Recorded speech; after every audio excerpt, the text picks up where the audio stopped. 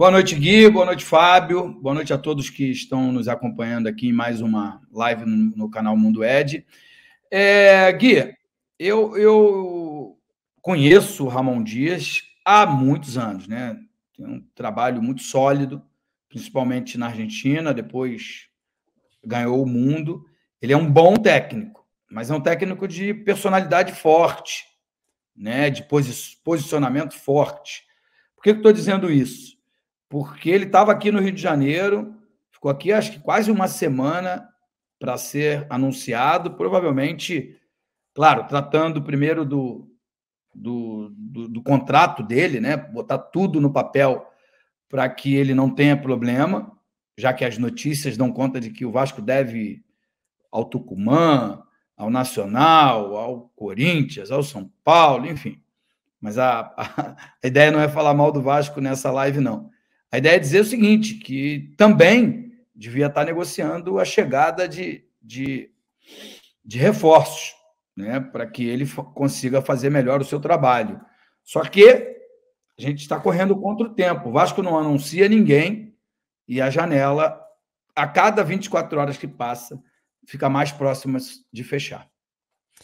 Boa noite, Fábio Azevedo. E aí, Fábio? Eu vi que você fez uma live já hoje lá, não estava tão feliz assim, mas enfim, é muito assunto e pouco com algo positivo, a não ser, acho que as próprias falas do Ramon Dias, que é um cara que tem uma credibilidade que acaba passando um pouco mais de segurança até para os próprios jornalistas vascaínos, que vai vir gente, né? Não é possível que ele veio para um clube que está só indo gente embora, um time que está na penúltima colocação do campeonato, enfim.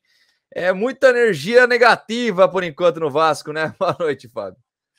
Boa noite, Gui. Boa noite, Ed, a todos que acompanham o nosso Mundo Ed. Rapaz, então, eu fiz mais cedo, farei depois da nossa aqui uma outra também lá no canal.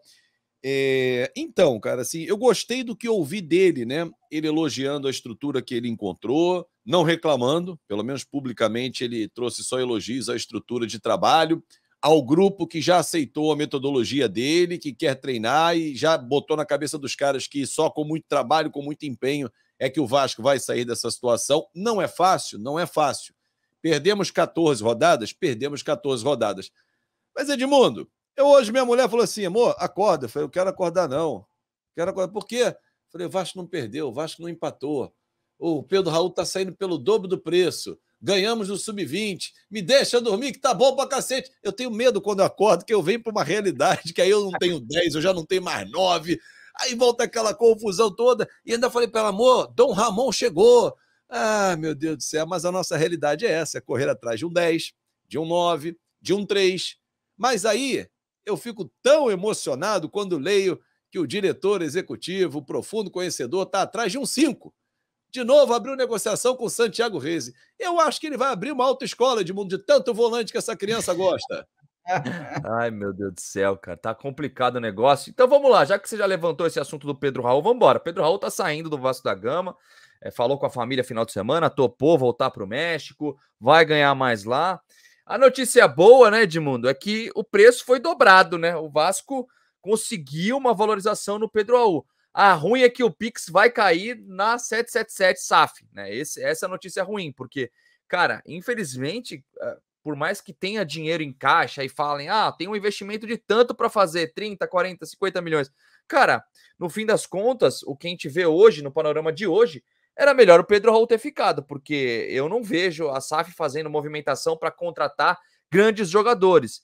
E a gente viu o que aconteceu com o Andrei. Vendeu, pegou o dinheiro do Andrei, além de ter se apropriado da grana que era para o Andrei, não fez nada demais com o dinheiro, cara. Então isso que me preocupa, tá saindo. Inclusive até separei aqui, ó, porque hoje a gente vê, ó quem já saiu, o Andrei, que já ia sair de qualquer jeito, Juan Cruz, Pedro Raul, Riquelme, Paulo Vitor voltou do empréstimo, o Rodrigo, volante, deve sair também do Vasco da Gama, e até agora 3 jogadores e nenhum grande jogador, gigante jogador, né, até agora, né, Edmundo? Então o que me preocupa sai o Pedro Raul, vem quem, cara?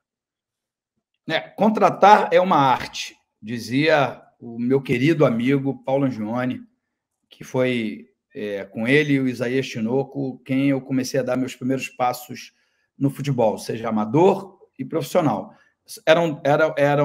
São profissionais mais antigos, né, que a figura do diretor de futebol não existia, era só o supervisor, mas era ele quem estava atento ao mercado, indicando ali para o técnico e para o presidente dos clubes as contratações que deveriam ser feitas.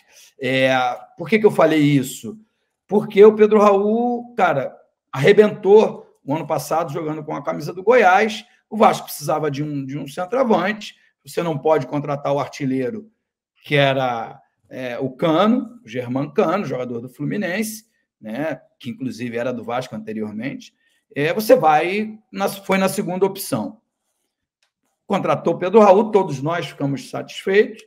A verdade é que ele chegou em 7 meses vestindo a camisa do Vasco, ele não conseguiu repetir as mesmas atuações, fazer o mesmo número de gols, embora eu tenho certeza que ele ainda é o artilheiro do Vasco na temporada. A torcida escolhe algumas pessoas que elas gostam muito e elas escolhem outras pessoas que elas criticam muito. Né? Na minha opinião, ninguém merece tanto elogio, mas acho que todos merecem críticas de forma igual, com exceção ao Maurício Barbieri, que de fato não conseguiu fazer um bom trabalho. Né? Por que eu estou falando tudo isso? A oportunidade de mercado surgiu para que o Vasco tivesse lucro nessa operação financeira. Agora, com esse lucro, tem que ir ao mercado e não errar novamente. Contratar alguém de acordo com as características do esquema do Ramon Dias e alguém que chegue e dê resultado. Você pode encontrar essa solução em casa? Pode. Discutimos aqui que pode ser um espaço para o Ryan, embora ele não seja da posição, pode ser um espaço para o Figueiredo voltar à sua posição de origem, para que o Ignaldo possa ter mais oportunidades. Tudo pode acontecer, mas a verdade é que agora o Vasco tem mais 25 milhões de reais para contratar. E o que eu espero de verdade é que tenha mudado a mentalidade, porque a gente viu que não deu certo essa coisa de contratar jovens para você vender e ter lucro no futuro, que é o negócio SAF. Né? Mas o negócio futebol está indo de mal a pior. Então, você precisa contratar em algumas posições jogadores que cheguem e resolvam logo o problema do Vasco. E eu espero que o Ramon Dias faça valer, né, o seu poder de técnico do Vasco e exija novas contratações. E aí, Fábio, vai embora o Pedro Raul. Queria saber o que você achou disso. Eu acho que, assim, você vendo um contexto geral, é muito difícil um jogador em baixa ter uma valorização. E foi o que aconteceu com o Pedro Raul. Beleza, até aí eu concordo que, ok. Mas e aí? Será que o senhor Paulo Brax vai conseguir contratar alguém? Porque até agora, falar bonito ele fala, né? Pode ser um belo coaching, mas trabalhar mesmo a gente não tá vendo um bom trabalho dele, né, Fábio? Quem que vem no lugar do Pedro Raul? Né? Vai chegar ao 10? Não vai? Tá complicado isso aí, né, Fábio? Ele é advogado, né? Então ele tem talvez o dom da palavra para falar, ele fala bem e tudo. Se você não conhece de futebol, você até se encanta com o que ele traz, né? Eu estou tentando confirmar se já fechou a negociação do Pedro Raul, mas vamos dar como fechada a negociação nesses moldes que o Edmundo mesmo lembrou, de 5 milhões de dólares, né? O que daria 25, 26 milhões de reais. O Vasco pagou 10 por baita lucro e tal. Só que a gente não tem um 9. Vai abrir espaço para o Ryan, para o Figueiredo, novas apostas. O Vasco hoje não dá mais para apostar. Eu entendo que o Vasco precisa de jogadores de uma realidade. Só que a questão toda do Vasco é que ele só vai ao mercado buscar as opções livres. E as opções livres nem sempre são boas. O Lucas Prato está livre. Mas eu fiz um levantamento, eu fiz questão de observar, porque assim, eu não vou jogar conversa fiada e chutar números. Então, eu, por exemplo, fui ao levantamento feito pelas últimas temporadas do Lucas Prato e fiz o seguinte: nas últimas 4, ele fez 113 jogos. Ixi, deu ruim com a camisa do microfone. Perdão, vê se melhorou aqui. Melhorou? Não, tá falhando, tá picotado. Tá picotado? Vamos ver de novo agora aqui. Voltou. Vê se melhorou agora aí. Melhorou? Voltou, tá. Voltou. Então vamos lá. Eu fiz um levantamento dos números do Lucas Prato, River Plate mais Vélez, nas últimas 4 temporadas. Não é um corte qualquer, só essa temporada ele foi mal. Porque se a gente pegar a temporada desse ano do Pedro Raul, alguém pode dizer assim, ele tá indo mal também. Sim, a anterior foi ótima. 57 jogos no Goiás, 28 gols, sendo 19 no Campeonato Brasileiro, Série A, ok, que é muito mais difícil que o Campeonato Goiano, e 3 assistências. Isso referendou para o Vasco. Só que eu fui olhar o Lucas Prato, nas últimas 4 temporadas, ele fez 113 jogos, marcou 13 gols e deu 6 assistências. Eu estava conversando com a minha esposa nesse fim de semana, Gui, Edmundo. Eu sou de um tempo em que o goleador, não só o Edmundo que está aqui com a gente, mas os goleadores em geral faziam muitos gols. Os meias davam muitas assistências. Agora a gente elogia o cara que tem 2, 3 assistências num ano. Isso serviu também para olhar os outros números do Oscar Romero, do Franco Fagundes, que está a caminho do Cádiz, da Espanha, do Carabarral, do próprio Rafael Borré, atacante colombiano, que está no Eintracht Frankfurt. São números muito pequenos. Eu acho que nós, torcedores, estamos nos acostumando com pouca coisa. Estão nos oferecendo qualquer coisa, a gente está aceitando. Porque se a gente pegar um meia, como o Oscar Romero, foi indicado pelo Ramon Dias. Pô, ele fez 2 gols, deu 4 assistências nessa temporada. Um meia que faz só isso, você vai esperar o quê em 20 jogos? É muito pouco. Eu acho muito pouco. Então, assim, o mercado hoje, para oferecer bons nomes, o Vasco tem que investir. Tem que ser só jogador livre. Pô, tinha o Matias Rojas, que está ganhando, segundo consta, R$900 mil no Corinthians. Esse valor do Pedro Raul, aplicado no camisa 10, são 2 anos de contrato. 25 milhões você paga em salário, porque aí você não teria que pagar nada ao Racing, para ele jogar como 10. 10 que a gente não tem desde o início do ano. Apostar no Alex Teixeira, que nunca foi 10, esquece. Não é o camisa 10. O Edmundo, por exemplo, usava a camisa 10, mas não fazia a função de um 10. Ele não era o meia, ele era o cara da flecha, não era o arco. O arco é o cara que servia ele, era o Ramon, era o Juninho, que eventualmente fazia, era o Pedrinho. Esses caras a gente não tem. E a gente vai continuar sem ele. E agora, além de não ter o arco, não tem a flecha. Que o 9 você está vendendo. Então, eu temo pela reposição. Porque a reposição pode ser um Lucas Prato, que está há 4 anos sem ser aquele Lucas Prato que a gente sonha, né? Com problemas físicos também, o Lucas Prato, né? Muita gente reclamou disso na passagem dele lá pela... Oi?